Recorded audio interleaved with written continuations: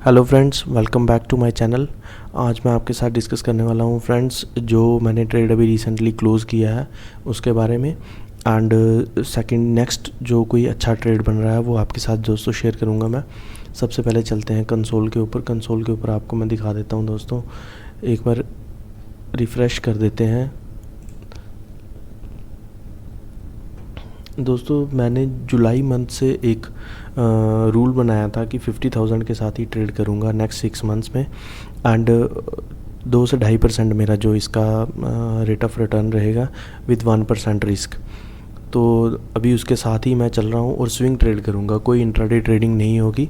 अगर इंट्राडे में target achieve कर देता है तो वो एक अलग बात है दोस्तों, लेकिन अदरवाइज़ कोई इंट्राडे ट्रेड नहीं करेंगे। तो अभी तक दोस्तों 2 ही ट्रेड्स जो हैं वो भी एक्चुअल में थोड़ा सा मेरे को स्टॉप लॉस रखने में गलती लग गई, अदरवाइज़ वो भी अभी आप देखेंगे आज की डेट में तो बहुत अच्छे परफॉर्म कर रहे हैं। जैसे ये DLF है, ये अराउंड कोई 513 के अराउंड पहुंचा हुआ है। एंड इंडियन होटल भी 420 के अराउंड जो है वो पहुंचा हुआ है। तो इसमें देखो दोस्तों, ये जो पावर ग्रिड का ट्रेड है ये अभी यहाँ पे अनरियलाइज्ड में शो कर रहा है, क्योंकि आज ही सेल ऑफ हुआ इसका। ये मैं आपको पोजीशंस में दिखा देता हूँ। ये मैंने 255.40 पे जो है 200 क्वांटिटी सेल की है दोस्तों, और 200 क्वांटिटी ये मैंने बाय की थी 248 पे। तो इसमें करीब करीब 2.65% का रेट ऑफ रिटर्न जो है वो इसमें मिल रहा है। इसी में मैंने एक बार पहले भी ट्रेड लिया था दोस्तों, ये शायद इसी मंथ में है, एक बार देख लेते हैं। इसी मंथ में ट्रेड लिया था दोस्तों, और सेकंड टाइम इसमें अपॉर्चुनिटी मिली तो मैंने आपके साथ भी शेयर किया था। हाँ, 10 अगस्त को दोस्तों ये ट्रेड लिया था, 16 अगस्त को इसको मैंने स्क्वेयर ऑफ कर दिया था। इसकी अपॉर्चुनिटी मिली थी दोस्तों, तो यही मैंने आपके साथ शेयर की थी। अगर आपको वीडियो नहीं देखी हुई तो एक बार देख लीजिए, उसमें आप अच्छे से लॉजिक समझ लीजिए, बहुत अच्छे से एक्सप्लेन किया हुआ है। सबसे पहले एक बार ब्रीफ कर देता हूँ मैं आपको कि क्या लॉजिक था इसमें पावर ग्रिड को बाय करने का। पावर ग्रिड एक बहुत ही अच्छे सीक्वेंस में चल रहा था, एक्सपेंडिंग चैनल पैटर्न में चल रहा था दोस्तों ये। तो बिल्कुल यहाँ पे आके ये बिल्कुल 200 डेज़ मूविंग एवरेज के ऊपर सपोर्ट ले रहा था। ये मैं 4 आवर टाइम फ्रेम यूज़ करता हूँ हमेशा ही। आपको भी दोस्तों मैं रिकमेंड करूँगा कि 4 आवर टाइम फ्रेम यूज़ करिए स्विंग ट्रेड्स के लिए। 1 आवर भी यूज़ कर सकते हैं, 1 डे भी यूज़ कर सकते हैं, बट जैसे आप टाइम फ्रेम यूज़ करेंगे जिसमें आप कंफर्टेबल हैं वही यूज़ करिए। जितना बड़ा टाइम फ्रेम होगा उतना बड़ा टाइम लगेगा टारगेट अचीव होने में, लेकिन जो जितना बड़ा टाइम फ्रेम होगा उतना ही वैलिडेटेड स्ट्रक्चर वो जो है वो क्रिएट करेगा। जैसे ये एक्सपेंडिंग चैनल पैटर्न में मूव कर रहा था, यहाँ से थोड़ा सा ये लोएस्ट ट्रेंड लाइन के नीचे आ गया था, यहाँ पे इसने सपोर्ट ली थी और ये सपोर्ट इतनी वैलिडेट थी कि यहाँ से सीधा बाउंस बैक, फिर से इसने यहाँ पे जाके सपोर्ट ली, फिर से यहाँ से बाउंस बैक किया, फिर यहाँ पे सपोर्ट ली दोस्तों, फिर यहाँ पे बाउंस बैक किया। मैंने दोस्तों इसको करीब करीब यहाँ पे लिया था जब ये इस ट्रेंड लाइन के अंदर एक W पैटर्न की फॉर्मेशन कर रहा था। मैंने आपको भी ये रिकमेंड किया था, हालांकि मेरा स्टॉप लॉस इसने हिट नहीं किया था। ये एरिया मैंने कहा था कि ये एरिया एक स्टॉप लॉस रहेगा, लेकिन इसने स्टॉप लॉस हिट किए बिना ही एक अच्छा रिटर्न आज दिया है। तो अभी इसका नेक्स्ट अगर हम देखें, जो लोग होल्ड कर रहे होंगे वो इसका टारगेट जो है एक्सपेक्ट ये 266 267 तक आराम से कर सकते हैं, लेकिन थोड़ा टाइम लेगा, ये थोड़ा सा कंसोलिडेट हो जाएगा इस एरिया के अराउंड, क्योंकि ये सारे जो हैं ये तीनों जो हैं ये सप्लाई एरियाज़ हैं। तो ये पूरा इसका अब आगे सप्लाई जोन जो है वो शुरू होने वाला है। अगर आपको सप्लाई एंड डिमांड जोन पे वीडियो चाहिए दोस्तों तो लाइक कमेंट करना, मैं ज़रूर इसके ऊपर वीडियो बनाऊंगा, बहुत अच्छे से आपको बहुत सिंपल फॉर्म में कंसेप्ट इसको समझाऊंगा। तो चलिए दोस्तों, अब नेक्स्ट हम स्टॉक देख लेते हैं। जो पीछे हुआ उसको छोड़ देते हैं, नेक्स्ट हम स्टॉक देख लेते हैं। नेक्स्ट स्टॉक है जो वो है IOC, इंडियन ऑयल है दोस्तों। अगर आप इसमें देखेंगे एक बहुत ही अच्छे प्राइस पॉइंट पे ये इस टाइम अवेलेबल है। मार्केट बूम कर रही है, नो डाउट। ये इसका एक फ़र्स्ट टाइम सपोर्ट एरिया था, एक सेकंड इसको रिफ़्रेश होने दीजिए। ये एक इसका रेजिस्टेंस एरिया था दोस्तों, ये ब्रेक करके इसने थोड़ा सा ब्रेकआउट दिया, फिर वापस ये इस एरिया के ऊपर आके कंसोलिडेट किया। यहाँ से शूट आउट करने के बाद थोड़ा सा ये इस एरिया के अराउंड आया, देन अगेन इस एरिया में फॉल कर गया दोस्तों। तो ये एरिया जो है हमारे लिए, जैसे ही कोई भी स्टॉक 2 बार किसी एरिया में बार बार आ रहा है तो वो एरिया हमारे लिए इम्पॉर्टेंट बन जाता है और उस एरिया के ऊपर ध्यान हमें ख़ास तौर से रखना है, तभी हमें पैसा बन पाएगा शेयर मार्केट में। अदरवाइज़ आप कहीं भी उठा के सेल कर दोगे, कहीं भी उठा के बाय कर दोगे, सोचो जिसने यहाँ पे बाय किया होगा उसका क्या हाल हुआ होगा इस टाइम तक। तो ये है दोस्तों, थोड़ा सा इसको आपने लॉजिकली एनालाइज करना है कि इस एरिया पे बार बार आके, है तो साइकोलॉजी है, लोगों के बिहेवियर है, जो स्टॉक मार्केट है वो रिप्रेजेंट कर रही है लोगों का बिहेवियर ही। लोग बार बार इस पॉइंट पे क्यों आके ख़रीदना चाहते हैं, तो कोई ना कोई रीज़न होगा, कोई बड़ी दोस्तों मेरे आपके ख़रीदने से ये शेयर मार्केट चलने वाली नहीं है। बहुत बहुत बिग प्लेयर्स हैं, तो नेचुरली बात है हम बिग प्लेयर्स को फॉलो करेंगे तो थोड़ा बहुत पैसा हमारा भी बन जाएगा। तो इस एरिया के ऊपर हमें बस ध्यान देना है कि ये एरिया के ऊपर आके क्यों रुक रहा है। इस टाइम भी ये इस एरिया में आके सपोर्ट लिया है। अब यहाँ पे दो चीज़ें हैं, दो कॉन्फ्लुएंसेस निकल रहे हैं। एक तो हमारा ये इम्पोर्टेंट की सपोर्ट एरिया है, वो हमने देख लिया दोस्तों, है ना। सेकंड अगर आप देखेंगे तो ये बिल्कुल ट्रेंड लाइन के ऊपर 200 डेज़ EMA है दोस्तों। ये 200 डेज़ EMA के ऊपर इसने सपोर्ट लिया है। यहाँ से इसके ऊपर नीचे आया था, लेकिन यहाँ से रिजेक्शन होने की वजह से ये इसके ऊपर क्लोज़ किया है। अब हमें कल का इसका थोड़ा सा बिहेवियर देखना है। अगर ये इस लेवल को क्रॉस करता है तो इसको हमें आराम से आंखें बंद करके बाय करना है with A stop loss of ये एरिया रहेगा। अपने अपनी रिस्क कैपेसिटी के हिसाब से आप थोड़ा सा स्टॉप लॉस कम ज़्यादा रख सकते हैं। कोई जो बहुत ही कंजर्वेटिव प्लेयर होंगे वो ये भी स्टॉप लॉस रख सकते हैं, बट थोड़ा सा तो गैप हमें रखना चाहिए, क्योंकि मार्केट जो है बिल्कुल प्रिसाइजली नहीं चलती, बड़ी फ्लक्चुएशंस के साथ चलती है।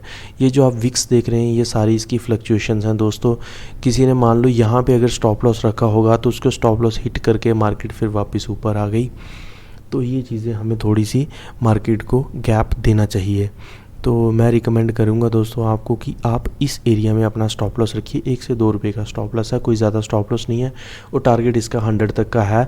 नेक्स्ट 5 to 7 डेज़ में ये इस एरिया के अराउंड आके ज़रूर कंसोलिडेट करेगा, क्योंकि ये एरिया अगर आप देखेंगे ये एरिया एक थोड़ा सा इसका सप्लाई एरिया की तरह है, और यहाँ पे ये आके आराम से कंसोलिडेट करके अगर मार्केट ने सपोर्ट किया तो ये 100 को आराम से टच कर सकता है दोस्तों। सेकंड, इसमें अगर आप देखेंगे मैं इसको वीकली टाइम फ्रेम पे लेके जाना चाहता हूँ थोड़ा सा। वीकली टाइम फ्रेम पे अगर आप दोस्तों इसको देखेंगे तो एक चीज़ बड़े ध्यान से देखना, अभी मैंने जो स्टार्टिंग में वीडियो में बात कही थी कि जो स्ट्रक्चर्स हायर टाइम फ्रेम पे बनते हैं वो ज़्यादा वैलिडेट करते हैं, वो ज़्यादा अच्छे होते हैं, वो ज़्यादा ही आपको पैसा बना के देंगे, ज़्यादा एक्यूरेट होते हैं। तो ये दोस्तों एक तरह का रेजिस्टेंस एरिया था हमारा। वीकली टाइम फ्रेम में इसने यहाँ से रेजिस्टेंस खाया first time, and second time also यहाँ से एक बहुत शार्प रेजिस्टेंस की वजह से ये नीचे आ गया। रीज़न कुछ भी रहा हो, हमें टेक्निकल एनालिसिस में खाली चार्ट पढ़ना है, रीज़न नहीं देखने। थर्ड टाइम दोस्तों अब यहाँ पे इसको ब्रेकआउट करके ये एक इसने हाई लगाया, उसके बाद फिर से आके इस एरिया में कंसोलिडेट कर रहा है। तो नेचुरल सी बात है यहाँ पे थोड़ा सा बूम तो आएगा ही आएगा इसमें, एक बात। दूसरा, हमें इस एरिया में थोड़ा सा ध्यान रखना है कि ये किस तरह से बिहेव कर रहा है। अगर इस एरिया के नीचे ये ट्रेड करना शुरू कर देता है तो दोस्तों इसको एग्जिट कर देना ही बेहतर होगा। लेकिन अगर ये इस एरिया में साइडवेज हो जाता है 1-2 दिन के लिए, या फिर इस एरिया में थोड़ा सा भी ब्रेकआउट हमें दिखाने लगता है, तो दोस्तों ये इसको 100 तक पहुंचने में देर नहीं लगेगी। 100 इसका जो है वो रिसेंट टारगेट आप मान के चल सकते हैं। अभी थोड़ी सी बात कर लेते हैं निफ्टी बैंक निफ्टी की भी। मैंने एक शॉर्ट में आपको निफ्टी का थोड़ा सा आइडिया दिया था। वहाँ से इसने बहुत अच्छा ही, जब सारे लोग सेलिंग के लिए बोल रहे थे दोस्तों, तो मैंने एक शॉर्ट बना के इस एरिया में निफ्टी था उस टाइम, जिस टाइम सारे लोग बोल रहे थे कि ये ब्रेकडाउन आ गया है, निफ्टी अब नीचे आने वाला है। बट ये मैंने आपको शॉर्ट के ज़रिए बताया था कि ये एक ट्रेंड लाइन को ब्रेकआउट करके कन्फ्यूज्ड कैंडल है, इसके नीचे जाएगा तो नेचुरल है बात, ये सेल करेगा। लेकिन ये इंपॉर्टेंट एरियाज़ हैं, अगर इससे ऊपर निकलना शुरू करता है तो ये काफ़ी अच्छे टारगेट को अचीव कर सकता है। लेकिन अब दोस्तों थोड़ा सा हमें ध्यान देना है। फिर से मैं आपको देखो चार्ट में ना पैटर्न ढूंढने हैं, आपको मिलेंगे नहीं, खुद ढूंढने हैं खुद। थोड़ा सा इसमें अगर आप ध्यान से देखेंगे तो ये दोस्तों एक W पैटर्न की तरह बन गया है। ये इसका एक की एरिया है। ये अब इसका जो है कंसोलिडेशन एरिया आ गया। यहाँ पे थोड़ी सी लड़ाई हो सकती है बियर्स और बुल्स के बीच में। अगर तो ये निफ्टी थोड़ा सा भी स्ट्रांग हुआ तो ये इसको आराम से क्रॉस करके फिर से ये अपने हाई को एक बार टच कर सकता है जिस हिसाब से जा रहा है। अदरवाइज़ थोड़ा सा साइडवेज होके फिर भी टच कर सकता है। देखो इसमें प्रोबेबिलिटीज़ क्या है। यहाँ तो ये थोड़ा सा साइडवेज होके यहाँ पे टच करेगा, या फिर इसको ऐसे ब्रेकआउट करके ये जाएगा, या इसको ये रेजिस्टेंस खा के नीचे को आएगा दोस्तों। तो तीनों प्रोबेबिलिटीज़ आपके सामने है, इसके सिवा और कोई प्रोबेबिलिटी इसकी नहीं हो सकती। तो आपको सिर्फ इस एरिया में अब ये ध्यान रखने वाला एरिया है। अब ये नो ट्रेड जोन है फ़िलहाल दोस्तों। यहाँ पे आपको ट्रेड नहीं करना, यहाँ पे आपको सिर्फ खाली इसको ऑब्जर्व करना। अगर ये ऊपर जाता हुआ दिख रहा है 15 से 20 मिनट की कैंडल्स में, 15 मिनट की 2-3 कैंडल्स अगर ये इसके ऊपर क्लोज दे रहा है तो आप इसको स्विंग ट्रेडिंग के लिए बाय कर सकते हैं दोस्तों। डे ट्रेडिंग मैं रिकमेंड नहीं करता, स्विंग ट्रेडिंग में बाय कर लेते हैं। एक बार बैंक निफ्टी भी देख लेते हैं दोस्तों किस तरह से परफॉर्म कर रहा है।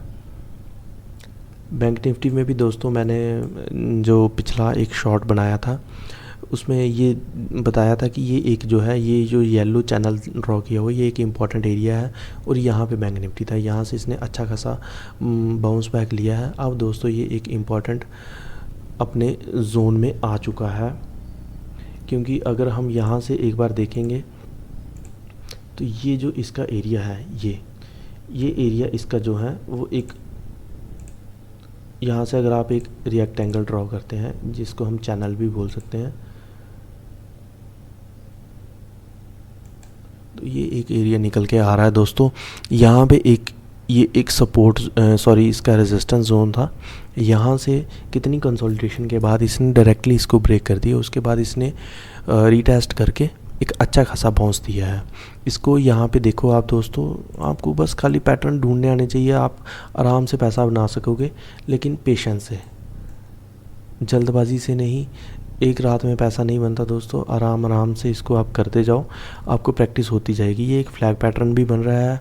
दूसरी तरह से अगर आप देखेंगे तो एक इसने लेवल ब्रेक किया है, उसको रीटेस्ट करके ये बाउंस बैक दिया है। अब ये दोस्तों देखो फिर से जब ये नीचे गिर रहा था यहाँ पे इसने सपोर्ट लेके फिर से इस लेवल को ब्रेक किया है। अब ये बार बार इस लेवल को टच कर रहा है।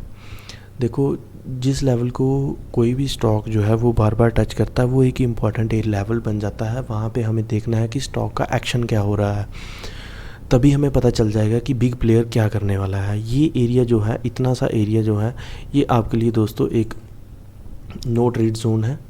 नो ट्रेड जोन है ये एरिया। इसका कलर मैं कुछ और कर देता हूँ ताकि आपको दिख जाए। ये एरिया जो है एक नो ट्रेड जोन है। अगर इसके ऊपर निकलता है तो ये बुलिश है दोस्तों, इसको आप बाय कर सकते हैं। अगर ये इससे नीचे आना शुरू करता है तो नीचे एक 200 मूविंग डेज एवरेज का सपोर्ट है, प्लस इस लेवल का सपोर्ट है। तो ये ज़्यादा चांसेस हैं कि यहाँ पे ये एक थोड़े टाइम, अगर ये नीचे आता है दोस्तों तो ये एक थोड़ा टाइम इस एरिया में ऐसे रह सकता है। अदरवाइज़ अगर ये ऊपर निकलता है तो ब्रेकआउट करके दोस्तों ये ऊपर जा सकता है। ये दो सिनेरियोज़ यहाँ पे बन रहे हैं, तो इसको देख के कैसे ट्रेड कर रहा है उसी हिसाब से ट्रेड करिएगा। वीडियो देखने के लिए थैंक यू, और अच्छा लगा हो तो दोस्तों लाइक सब्सक्राइब करिएगा। Thank you very much.